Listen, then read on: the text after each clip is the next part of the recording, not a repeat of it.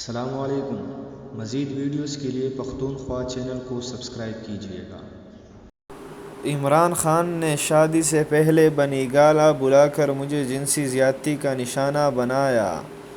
ریحام خان کی مبینہ لیک شدہ کتاب میں عمران خان پر اب تک کا سب سے بڑا الزام لگ گیا۔ ریحام خان کی لیک شدہ مبینہ کتاب نے پاکستان پرنٹ، الیکٹرانک اور سوشل میڈیا پر تہلکہ برپا کر دیا ہے اور اب بات انٹرنیشنل میڈیا تک پہنچ گئی ہے، جبکہ بھارتی میڈیا بھی اس کتاب کے متن میں دلچسپی دکھا رہا ہے۔ اب اس کتاب سے متعلق نیا انکشاف سامنے آیا ہے، جس کے مطابق ریحام خان نے عمران خان پر شادی سے قبل جنسی طور پر ہراساں کرنے کا الزام عائد کر دیا۔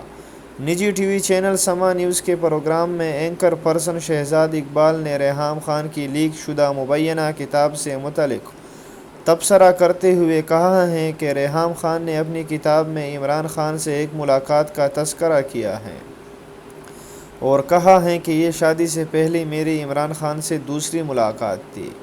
عمران خان نے مجھے شادی سے پہلے اپنے گھر بلایا، چونکہ یہ ہماری دوسری ملاقات تھی، اس لیے میں بہت گھبرائی ہوئی تھی اور میں پریشان تھی کہ آخر مجھے عمران خان نے اپنے گھر کیوں بلایا ہے۔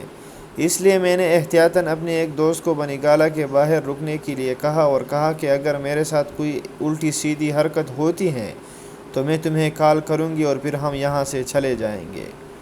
ریحام خان کا کہنا تھا کہ جب بنی گالہ پہنچی تو عمران خان نے واک پر چلنے کے لیے کہا اور میری ہیلز دیکھ کر کہا کہ تمہاری ہیلز بہت اونچی ہیں، تم ان میں کیسے چلو گی؟ پھر میں نے اپنی ہیلز بیگ میں رکھی اور بیگ سے دوسرے جوتے نکال کر ڈالے۔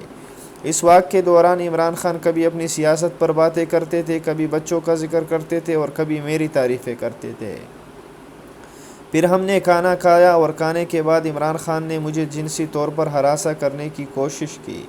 میں ڈر گئی اور سوچنے لگ گئی کہ میں یہاں کیوں آئی اور میں نے دھکا دے کر عمران خان کو دور کیا۔ تو عمران خان نے مجھے کہا کہ میں جانتا ہوں تم اس طرح کی لڑکی نہیں ہو، اس لیے میں تم سے شادی کرنا چاہتا ہوں۔ تو میں نے کہا آپ پاگل ہو گئے ہیں، آپ کو جانتی تک نہیں اور آپ کہہ رہے ہیں کہ ہم شادی کر لیں۔